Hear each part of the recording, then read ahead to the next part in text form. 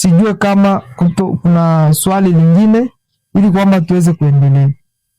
Jambo lingine ambalo linachukiza sana Mungu katika maisha ya Ukristo ni miguu iliyo nyepesi kukimbilia maovu.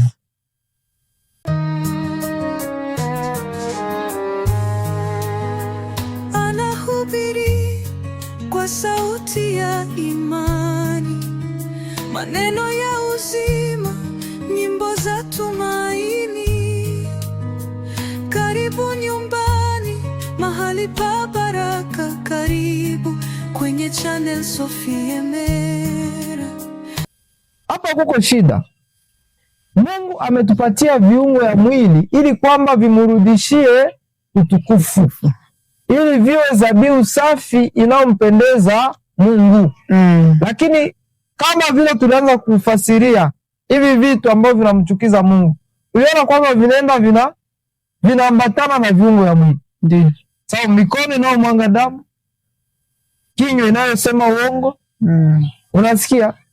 Hapa tumefika kwenye miguu inayokimbilia maovu. Hii nayo imekuwa shida zaidi kwa Wakristo wengi ambao unaweza kutana yeye ndio anapelekaka habari za kwenda kubomoa wengine, kwenda kuharibisha ushuhuda za watu wengine. Anaweza katoka nyumbani kwake, anapeleka maneno ya uongo, anaipeleka nafasi. Ni miguu ndio inafanya kazi. Hata kama kinywa itakuja kuongea, lakini miguu yake ilikuwa mwepesi kufanya nini? Kimbilia maovu. Sasa Mungu anashurutisha miguu yetu kufanya nini? Kuenda kupaza habari njema na kuhubiri injili ya kuleta amani na kufariji roho za watu. Kama miguu ya watoto wa Mungu ingefanya kazi ya kwenda kupeleka injili ya Kristo, ingefanya kazi ya kwenda kufariji roho za watu, ingefanya kazi ya kwenda ili kwamba ipeleke amani na kuambia dunia hii, watu wengi wangemrudia Mungu, watu wengi wangeokoka. Sababu Yesu alituarifu akatuambia, enendeni ulimwenguni kote mkawafanya watu kuwa wanafunzi wangu. Twende fasi yote kwenye tutafika, mahali pote, ikuwe kwenye kazi, mahali pote, ikuwe kwa nyumba ya watu, kwenye miguu yetu ilifika, tupeleke amani, tupeleke habari njema, tupeleke maneno ya faraja. Hapo ndo naweza nikazungumzia juu ya miguu. Jambo lingine naweza nikasema, Biblia inasema shahidi wa uongo asemaye uongo.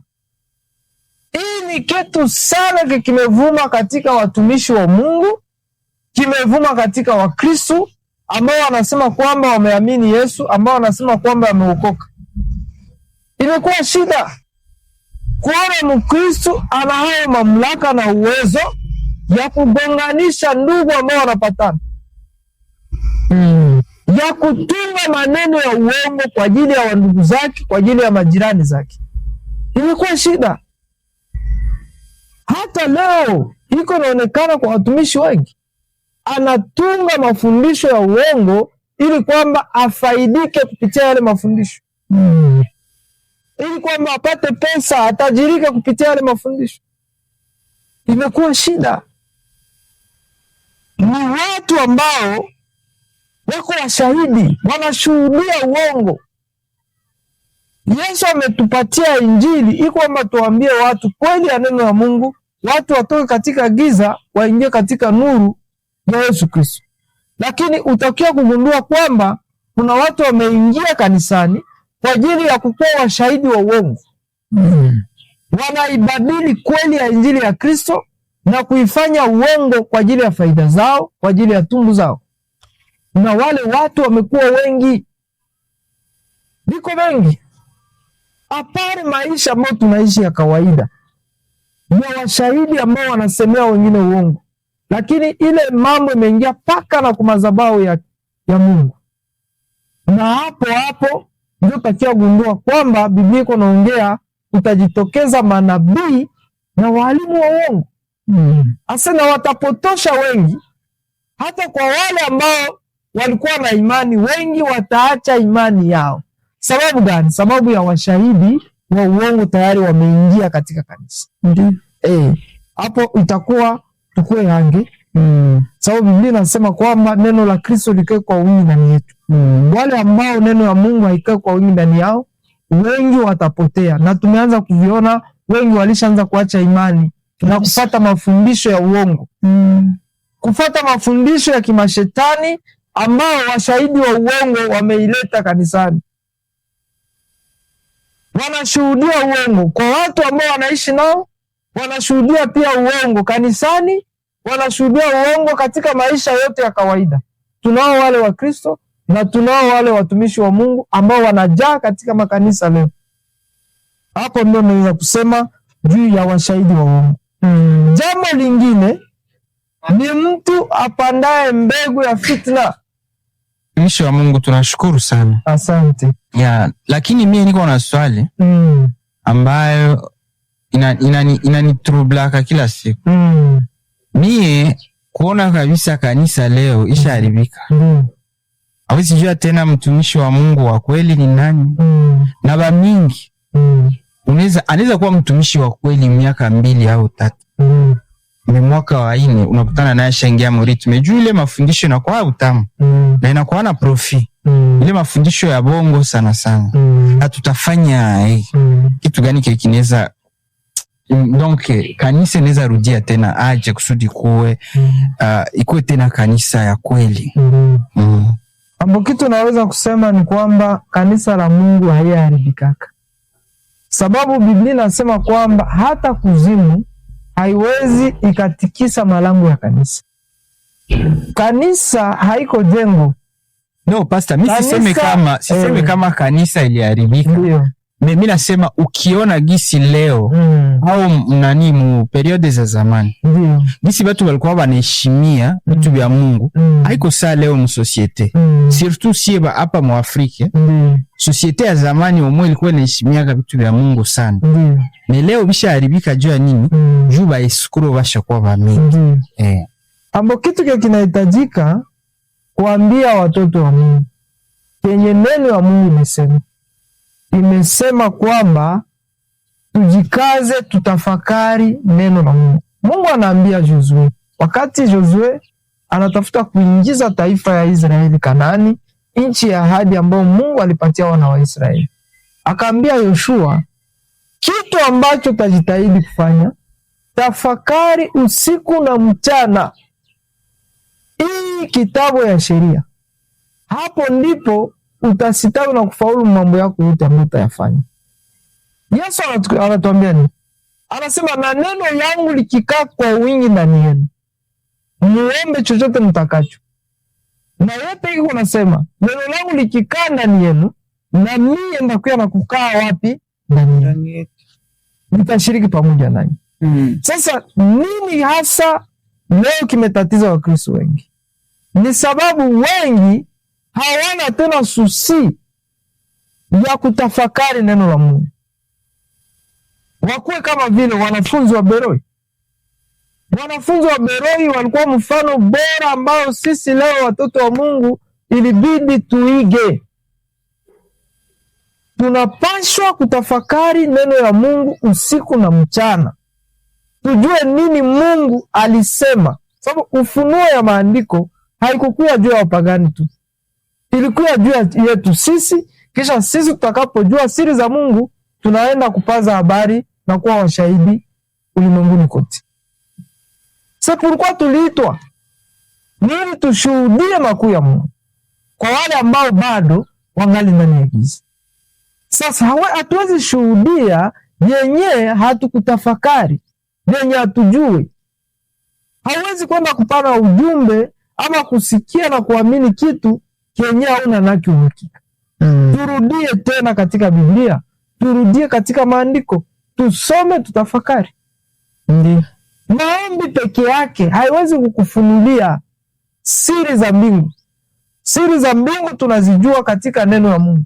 Kwa Biblia inasema neno la Mungu ndio njia ya kweli na uzima, na ile neno ni Yesu Kristo. Nilipenda niambie watoto wa Mungu, turudie tena katika neno la Mungu, tutafakari neno la Mungu. Hapo ndipo wale manabii na washahidi wa uongo, wale watumishi wa uongo, wale waalimu wa uongo hawatatupata. Ndio. Hakuna ingine solution. Tafakari neno la Mungu usiku na mchana. Biblia inasema daere siku za mwisho hakuna watafundisha mwingine. Roho wa Bwana atakuwa ndani yetu, lakini watu sasa Roho wa Bwana yuko kama vile moto, hawapendi kumchochea. Hawapendi kumchochea. Yeye ni kusikia tu, lakini hana muda wa kwenda kuchunguza. Sikiliza basi neno la Mungu, urudie nyumbani, tafakari vile walikwambia kama kweli vinaambatana na neno la Mungu. Hapo ndipo uongo inakuya ya mingi. Mungu atusaidie sana. Amen, amen. Ingine jambo naweza nikamalizia hapo ya mwisho ni mtu apandaye mbegu ya fitna kati ya ndugu. Ndio vile tulianza tukasema kwamba kuna watu ndio wamevaa picha ya Ukristo, lakini kikweli hawako wa Kristo. Sio wa Kristo. Sababu Mkristo wa kweli anaongozwa, tunda za Roho ndio zinapasha kutawala maisha yake na mwenendo wake. Leo huko naona mtumishi anagonganisha mtumishi na mwingine mtumishi. Huko naona Mkristo anagonganisha Mkristo na mwingine Mkristo. Donc ile harmonia ya kindugu, ile ushirika ya kindugu imepotea. Watu wakianza kugongana, utukufu ya Mungu haiwezi kuonekana. Haiwezi. Leo mmekanisa mumejaa madivision. Hawa ni wa huyu, hawa ni wa pastor fulani. Hawa ni wanasikia apotre, hawa wanasikia prophet. Ndio wenyewe vimejaa katika makanisa. Na vile biko vinaleta confusion. Havitume kazi ya Mungu inaendelea. Biblia nasema kwamba mategano inaleta madhaifu. Ndiyo. Lakini nasema umoja ni nguvu. Mungu anahitaji watoto wa Mungu tuwe na ile ushirika ya kindugu. Tukuwe na nia zimoja. Tukuwe na mawazo zimoja. Eske haujua kwamba leo katika kanisa hata kwa mahali mnaomba, mnaweza kuwa mnaomba lakini kila mtu yuko na imani yake. Ndiyo. Unasikia kumekuwa mgawanyiko. Vile vimeingia sababu gani? Hapo ndipo kuko shida. Leo kuko wafo kretien wenye wanaikamu makanisa biko na pesa zao. Kazi yao ni kugonganisha wengine, watumishi na watumishi. Wakristo kwa watumishi, Wakristo kwa Wakristo, kugonganishanaka. Na wale Wakristo wanaaminika katika zile madhehebu. Mchungaji anawasikia zaidi ya kusikia wengine wote. Hana taa ya kurefleshire na kutafakari, hii maneno huyu mtu ananiletea, anaileta kwa ajili ya faida gani? Eske ni kwa ajili ya kubomoa kazi ya Mungu ama ni kwa maendeleo ya kazi ya Mungu? Lakini sababu iko na pesa, wanamsikia zaidi ya ule mwenye hana pesa. Anatoa sana. Fitna zimekuwa nyingi. Okay, wana support wale ambao wana pesa kanisani zaidi ya wale wanyonge kanisani. Ijapokuwa Biblia haituruhusu yale mambo yote. Na ndio maana Biblia inasema Mungu anachukizwa na mtu aletaye fitna katikati ya ndugu wawili ambao walikuwa wanapendana. Kabisa.